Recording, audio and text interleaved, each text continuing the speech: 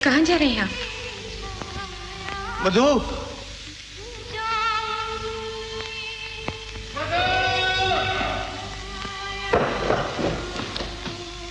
मधु,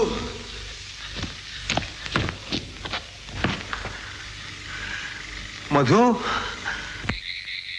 मैं तुम्हारे पास रहती हूँ, सदा रहूंगी। मैंने वचन दिया था, मैं जीत गई, वो हार गया। कौन मधु? जाके देखो बाबूजी, उसके हाथों पर मेरा खून लगा है। किसके हाथों पर? उग्र नारायण। उग्र नारायण। वो सांप मुझे डसना चाहता था। मधु, मधु, आनंद बाबू।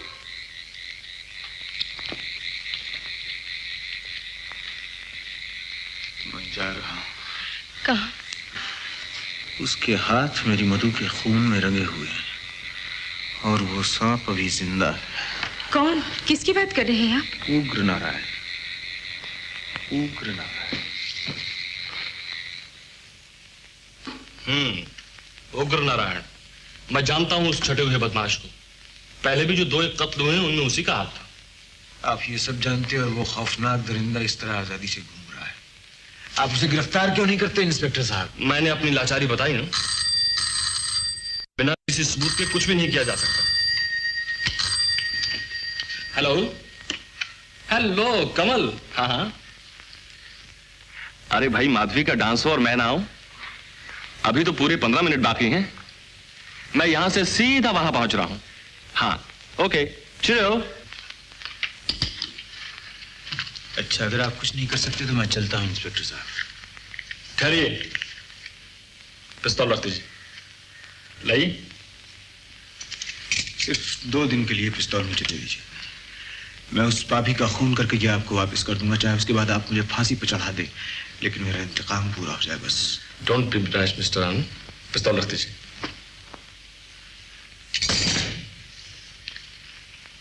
सुनिए, आप मधु के खूनी को सजा दिलवाना चाहते हैं तो उसके लिए ठोस सबूत इकट्ठे कीजिए। मैं वादा करता हूं आपकी पूरी मदद करूंगा। कहां जा रहे हैं आप? पता नहीं। मेरे साथ चलिए। कहां? चलिए तो।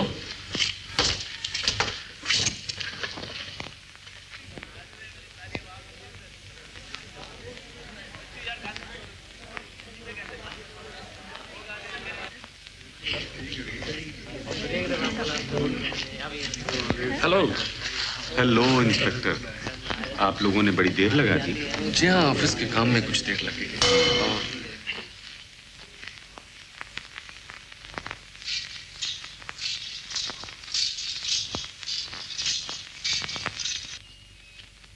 कानून उग्र नारायण के जुर्म का सबूत मांगता है ना इंस्पेक्टर साहब, तो वो सबूत आपके सामने है। आप क्या कह रहे हैं आनंद बाबू? मैं आपका मतलब नहीं समझा। आज इनको इस लिबास में देखकर अचानक मुझे यह ख्याल आया कि अगर माधवी देवी मधु के लिबास में उस पापी के सामने आ जाए तो मेरी तरह वो भी अपने होश हवास खो बैठेगा। वो जरूर यही समझने लगेगा कि मधु मौत की हदों से वापस लौट आई है। पर इससे क्या होगा आनंद बाबू? वो बुजदिल घबरा कर गिड़गिड़ाने लगेगा कमल बाबू। वो अपने जुर्म का इकरार कर लेगा और हाथ जोड़ जोड़ कर अपने पाप की माफिया मांगेगा। माधवी देवी, मैं आपसे एक आखिरी एहसान मांगता हूं, मेरी मदद कीजिए, मेरे साथ चलिए। भैया। तो कब चलना होगा आनंद बाबू? ये मैं आप लोगों को लौट कर बता दूंगा। इंस्पेक्टर साहब, आप मेरे साथ हैं ना? आपका साथ देना कानून का फर्ज है आनंद बाबू। मैं आप लोगों के एहसान को मरते दम तक नहीं भूलूंगा। अच्छा, नमस्ते।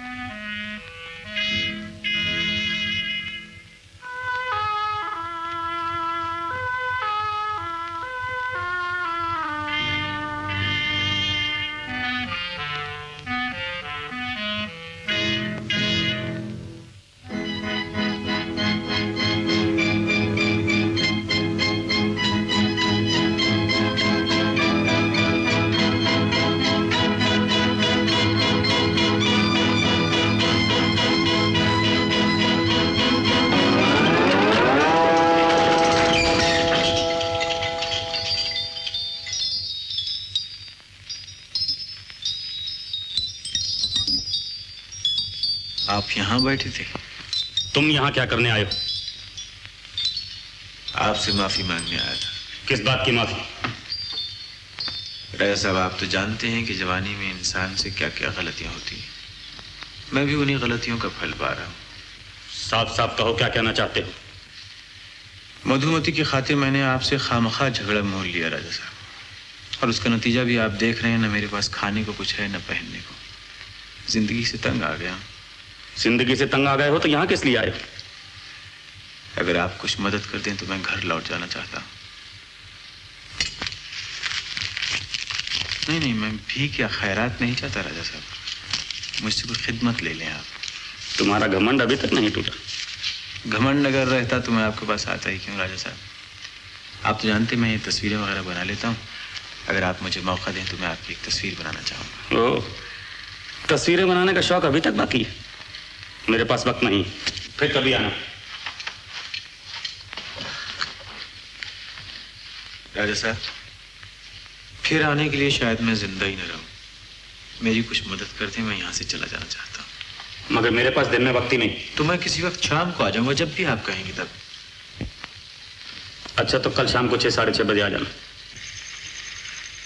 बहुत बहुत शुक्रिया राजा साहब।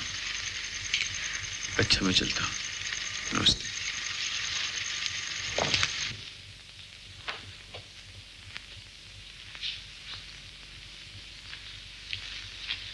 ये रहे कपड़े। कल आप इनको पहन के रात को ठीक 8 बजे महल पे आ जाइएगा। आएंगे ना? हैं? चरण से पूछ के मैंने ये ठीक उसी तरह ही बनवाए जैसे कि उस रात मधु ने पहने हुए थे।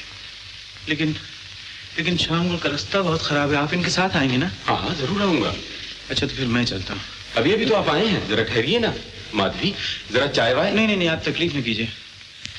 वक्त आ गया और मुझे अभी बहुत काम करना है। मैं एक पल भी यहाँ नहीं ठहर सकता। लेकिन कल रात ठीक 8 बजे आपको याद रहेगा ना? हाँ, याद रहेगा। बेचारा।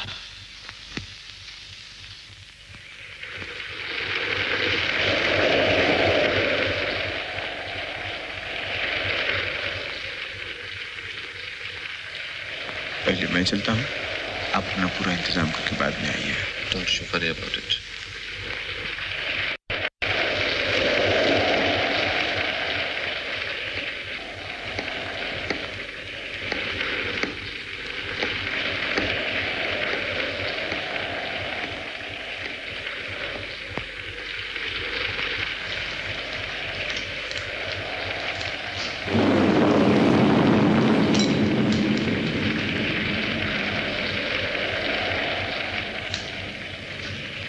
कितनी भयानक रात है।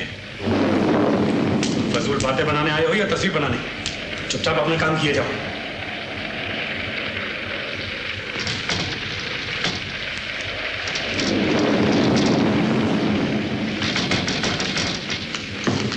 ये आपके पीछे किसकी छाया झूल रही है? मेरे पीछे? कहाँ?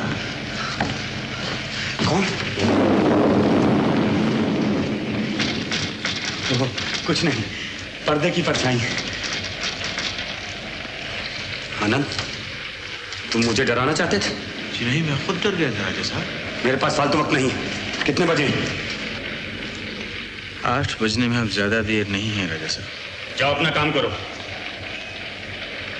बहुत अच्छा। राजा साहब, खून?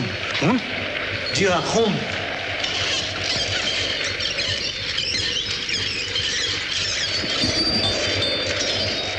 जरा ये देखिए।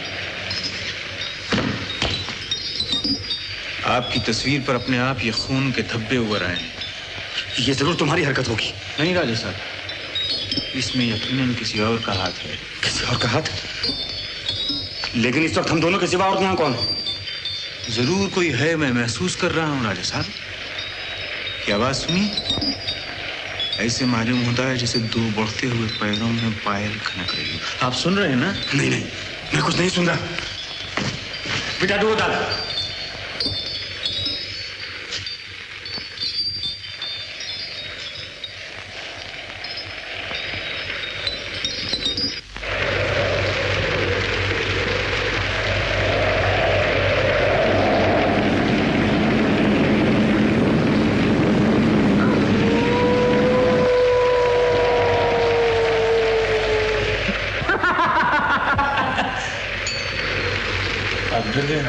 नहीं नहीं, बिल्कुल नहीं।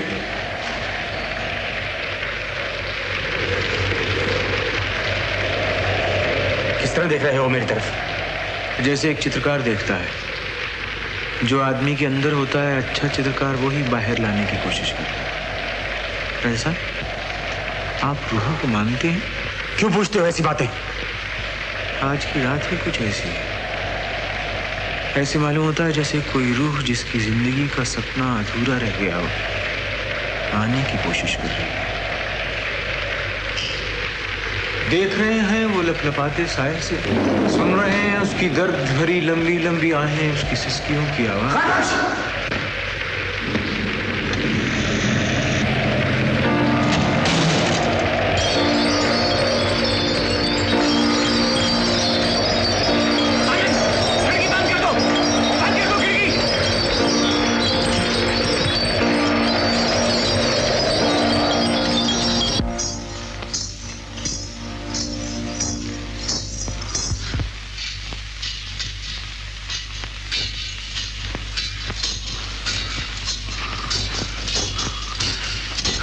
कैसी आवाज?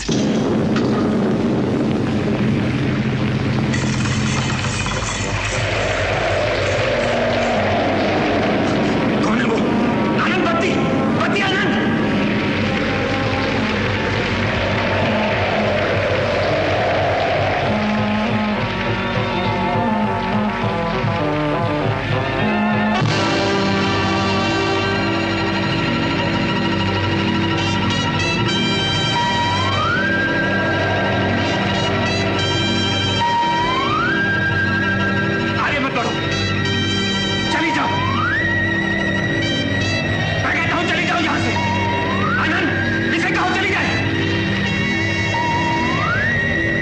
आज क्यों डरने लगे? याद है वो तूफानी रात जब तुम इनके जख्मी हो जाने की झूठी बात कहकर मुझे यहाँ ले आए? उसके बाद क्या हुआ? बोलो, उसके बाद क्या हुआ? चुप क्यों हो? आगे मत बढ़ो, बताता हूँ, सब बताता हूँ। तुम बाबूजी बाबूजी पुकारती हुई मेरे कमरे में चली आई। मैंने तुम्हें काबू कर लेना चाहा, लेकिन तुम मेरे चंगुल से बचकर छत की तरफ भाग निकली। मैंने तुम्हारा पीछा किया।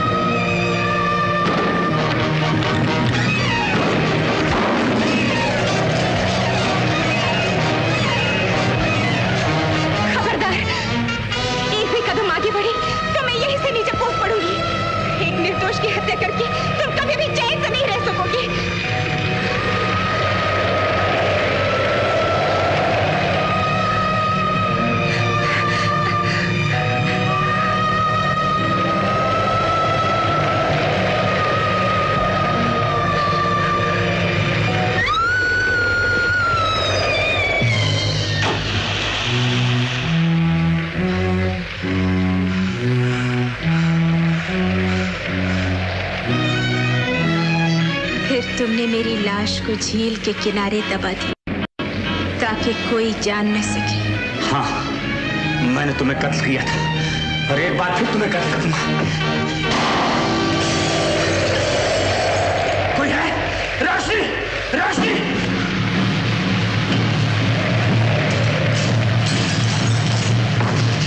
आप हिरासत में हैं। ये सब झूठ है, कोई साजिश। मैं सब सुन चुका हूं। अभी अभी आपने खुद अपना जुर्म कबूल किया है, बाकी सफाई अदालत में देना। सिपाही, बंदूक ले लो।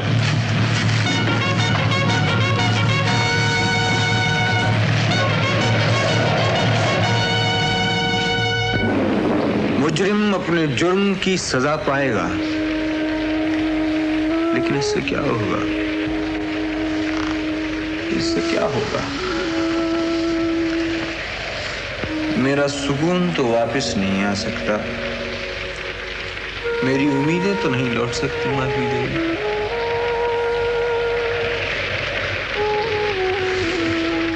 मैं आपका बहुत एहसान हूं, आपकी वजह से ये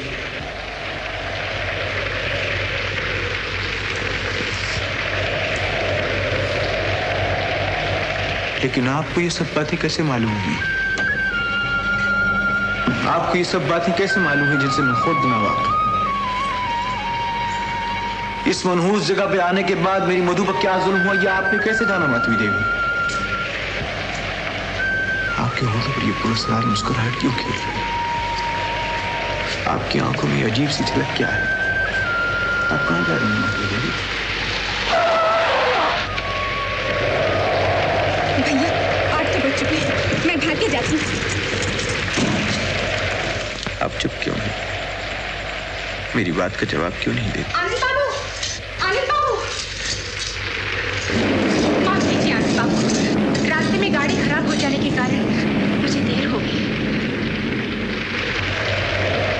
मधु, क्या हुआ?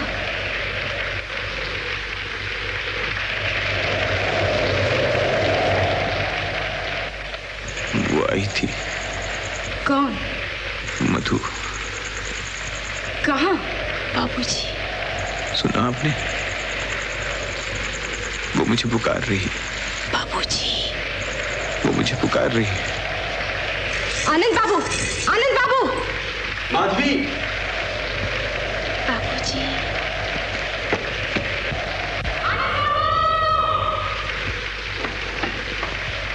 मधु। बाबूजी। बाबूजी।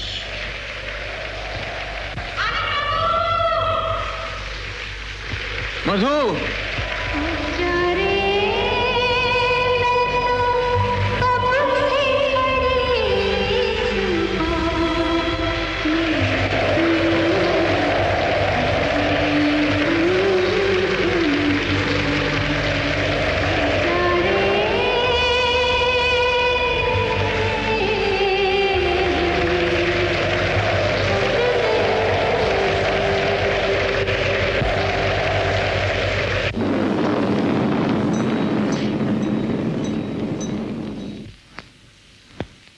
इस तरह मेरे पिछले जन्म का अंत हुआ। उस जीवन में मधु मुझे नहीं मिली, लेकिन मरते समय मेरी एक ही इच्छा थी, बस एक ही लगन, कि अगले जन्म में मेरी मधु मुझे जरूर मिल जाए। और इस जीवन में मैंने उसे पा भी लिया है डॉक्टर। कौन? राधा भाभी? हाँ, मौत के अंधेरे को तोड़कर हमारे प्रेम ने दूसरी बार जन्म लिया और हमारा फिर से मिलन हुआ। अरे ये तो सुबह हो गई है और उस ड्राइवर का अभी तक पता नहीं है। उधर राधा बेचारी स्टेशन पर परेशान हो गई होगी राधा देखते देखते। क्या रास्ता खुल गया? रास्ता खुल गया सरकार, लेकिन एक बहुत बड़ी खबर है। जिस ट्रेन से मेम साहब आ रही थी उसका एक्सीडेंट हो गया है और बहुत से आदमी घायल हो गए। तुम्हें कैसे मालूम हुआ? नीचे से आने वाली लॉरी का एक ड्राइवर कह रहा था। ये ऐसा नहीं हो सकता। चलो डॉक्टर।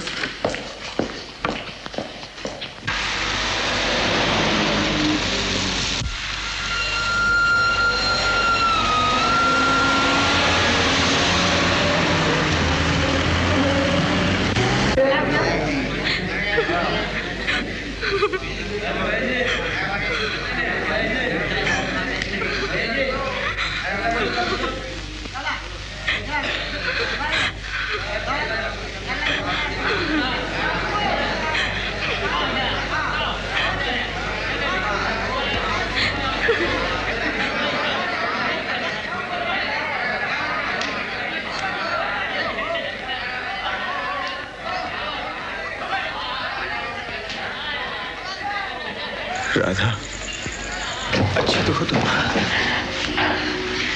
एक्सीडेंट का सुन के मेरी तो जान निकल गई थी राधा। ऐसे मालूम होता जैसे मैंने तुम्हें फिर से पा लिया है। जानती हो, हम तुम इस जन्म के नहीं जन्म जन्म के साथी हैं। हाँ? अरे मैं तो भूल ही गया था।